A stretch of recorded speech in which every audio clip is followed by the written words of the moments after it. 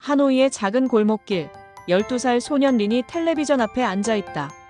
화면에는 한국 드라마가 흘러나오고 그의 눈은 반짝인다. K-팝 음악이 들려오면 몸을 흔들며 따라 부르고 한국어 단어 하나하나를 따라 읽으려 애쓴다. 그에게 한국은 꿈의 나라였다. 그러던 어느 날 베트남에 진출한 롯데리아 매장이 문을 열었다. 린은 용돈을 모아 그곳으로 향했고 생애 첫 리아 불고기 버거를 주문했다. 첫 입을 베어 물었을 때의 그 감동은 평생 잊을 수 없었다. 달콤 짭짤한 불고기 소스와 부드러운 번, 그리고 신선한 야채가 어우러진 그 맛은 한국 문화의 정수였다. 안녕하세요. 저는 린입니다.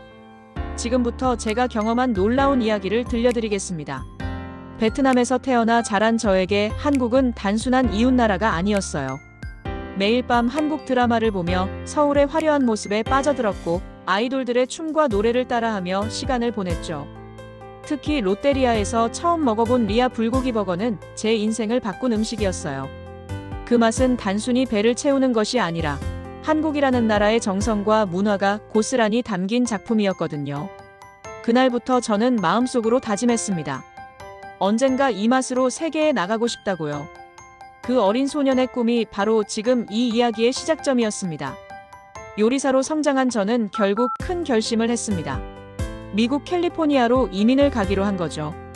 가족들은 걱정했지만 저는 더 넓은 세상에서 제 꿈을 펼쳐보고 싶었어요. 하지만 현실은 생각보다 훨씬 가혹했습니다. 영어는 생각만큼 늘지 않았고 미국인들의 빠른 말투를 따라잡기가 힘들었어요. 요리사로 일자리를 구하려 했지만 언어 장벽 때문에 번번이 거절당했죠. 결국 한인타운의 작은 식당에서 설거지부터 시작해야 했습니다. 매일 밤 고된 일을 마치고 원룸으로 돌아와 침대에 누우면 고향, 베트남의 가족들과 그리운 롯데리아의 그 맛이 생각났어요. 미국에서의 첫 1년은 정말 힘들었습니다. 언어도 서툴고 문화도 달라서 매번 작은 일상조차 어려움의 연속이었거든요. 마트에서 장을 볼 때도 은행에서 업무를 볼 때도 모든 게 복잡하고 어렵게만 느껴졌어요. 특히 음식이 가장 그리웠습니다. 미국의 햄버거는 크고 기름지기만 했지 베트남에서 먹던 롯데리아의 그 섬세하고 균형 잡힌 맛은 찾을 수 없었거든요. 가끔 한인타운에서 한국 음식을 사 먹기도 했지만 그것도 비싸서 자주는 힘들었죠. 그런 날들이 반복되면서 저는 점점 지쳐갔고 과연 이곳에서 제 꿈을 이룰 수 있을까 하는 의문이 들기 시작했습니다. 하지만 포기할 수는 없었어요. 어린 시절 품었던 그 꿈이 여전히 제 마음속에 살아있었거든요. 그러던 2023년 어느 날 믿을 수 없는 소식을 들었습니다.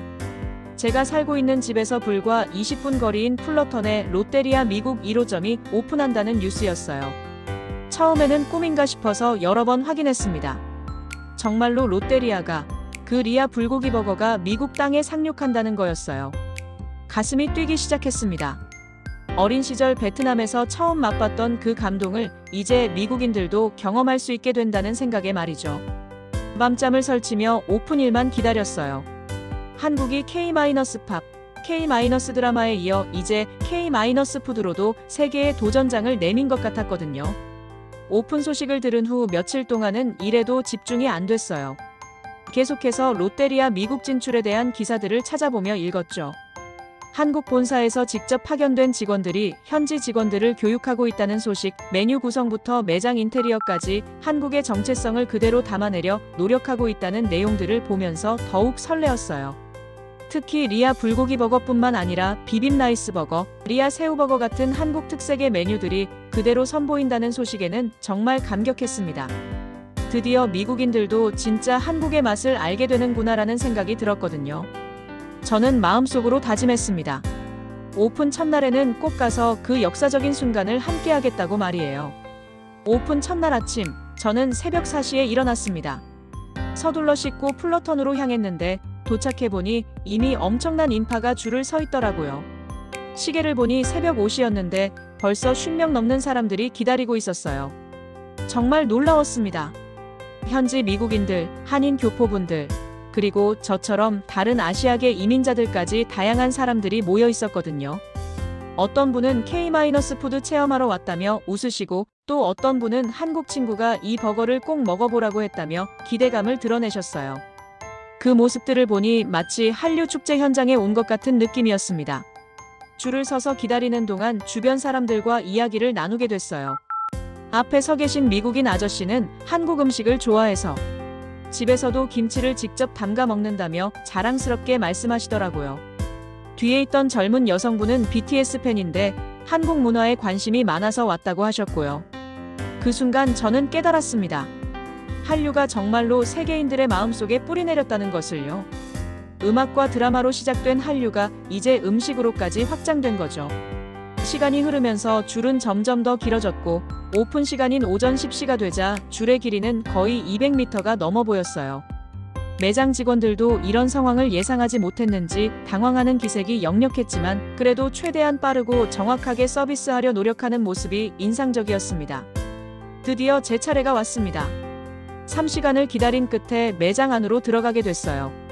매장 분위기는 한국의 롯데리아와 똑같았습니다. 빨간색과 흰색의 조화, 친숙한 메뉴판, 그리고 직원들의 밝은 미소까지요. 저는 망설임 없이 리아 새우버거 세트를 주문했어요. 어린 시절 베트남에서 처음 먹어봤던 바로 그 메뉴였거든요. 주문을 받은 직원분이 한국어로 감사합니다라고 인사하시니 괜히 반가웠어요. 몇 분 후 뜨겁고 신선한 버거가 제 앞에 놓였습니다. 그 순간 시간이 멈춘 것 같았어요. 15년 전 하노이에서 느꼈던 그 감동이 다시 살아났거든요. 첫 입을 베어 물었을 때의 감정은 말로 표현하기 어려워요. 고향 베트남의 롯데리아에서 처음 맛봤던 그 기억, 한국 문화에 대한 동경, 그리고 지금 미국 땅에서 다시 그 맛을 경험하는 감격이 한꺼번에 밀려왔거든요. 달콤한 새우 패티와 특제 소스, 싱싱한 양상추와 토마토가 어우러진 그 맛은 여전히 완벽했어요. 이건 단순한 햄버거가 아니라 한국이 세계와 소통하는 언어구나라는 생각이 들었습니다. 주변에서 처음 맛보는 미국인들의 표정을 보니 저와 비슷한 놀라움을 느끼는 것 같았어요. 와, 이건 정말 다르다. 이 소스는 뭐지?